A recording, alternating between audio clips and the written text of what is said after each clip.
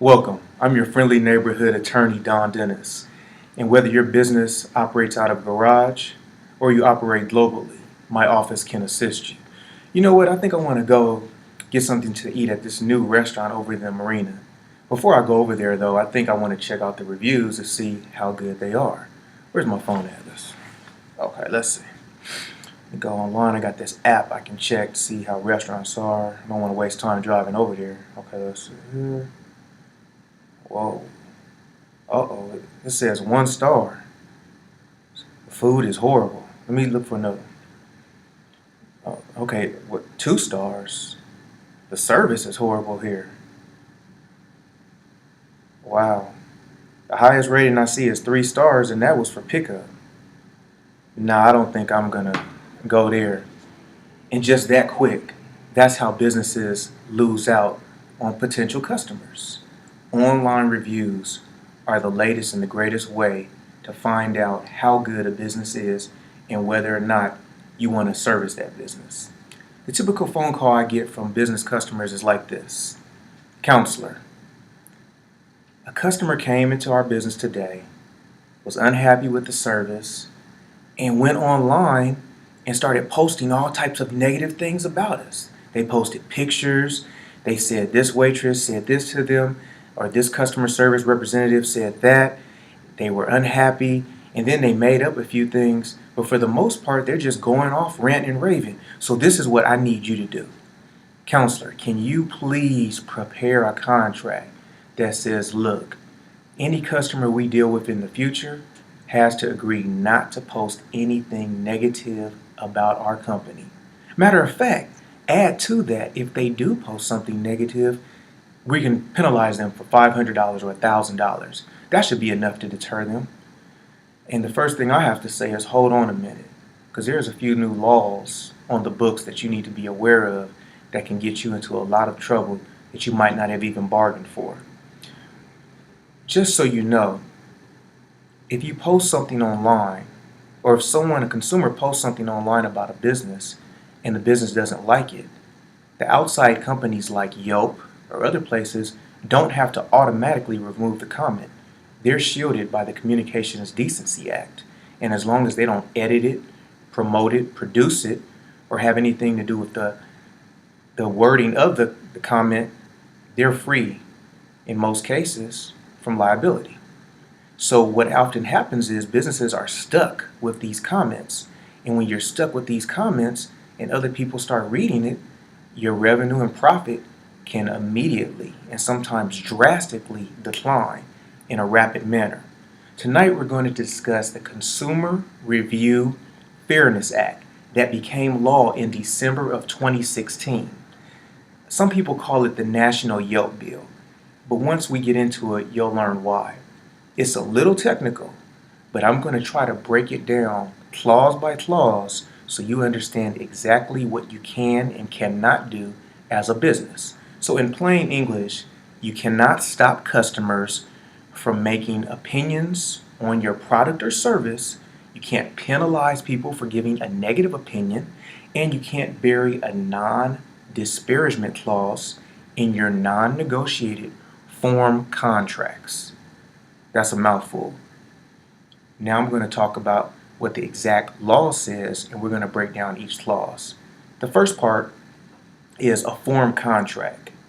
Now again, we're only talking about the major provisions of the law because there are other little technicalities and exceptions that we don't have enough time to get into on this video.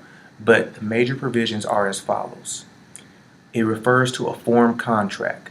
What's a form contract? A form contract is a contract according to the law that has standard terms used in the selling or leasing of goods or services, and the other person signing the contract has no meaningful opportunity to negotiate the terms. So what are we talking about? We're talking about a situation where you walk into a business, they have a product that you want to buy, for example, like a car, and they give you the long yellow forms that you're going to sign. That form is a pre-printed standard contract that they use all the time. When they created it, you didn't have an opportunity to debate with them, to negotiate, okay, put this term in, take this term out. It's kind of take it or leave it. That is a standard example of a standard form contract. The law pertains to these standard form contracts. So if there's a standard contract, you don't have an opportunity to negotiate with the other person, then that's what we're talking about. So if in that standard form contract there is a provision that says the person signing this is prevented or restricted from making a written, oral, picture review, or other performance assessment or analysis of the good or service that they're purchasing from you, that entire clause is void. Again, if the person is prohibited from making a written review, oral review, a picture, a video, something like that, that clause is voided. So you can't say, look, if you do business with me, you can't talk bad about me on Yelp. You can't say anything negative about me on Facebook, on Twitter, or on Instagram. If you have that in there, according to the new law, that whole clause is void. In addition, if you say, you know what, you can't make a video on YouTube disparaging or talking bad about my company or say anything negative if you don't like how things turn out, that would also be voided from the contract according to the law. The second part of the law says if you have a paragraph in a form contract that fines or penalizes someone for expressing themselves about your business, that entire part is void. Therefore, you can't say, hey, you know what? If you say anything negative about my company, I'm going to come back and you owe me $1,000, you owe me $500, or you owe me anything. That entire portion of that contract is unenforceable. It's void.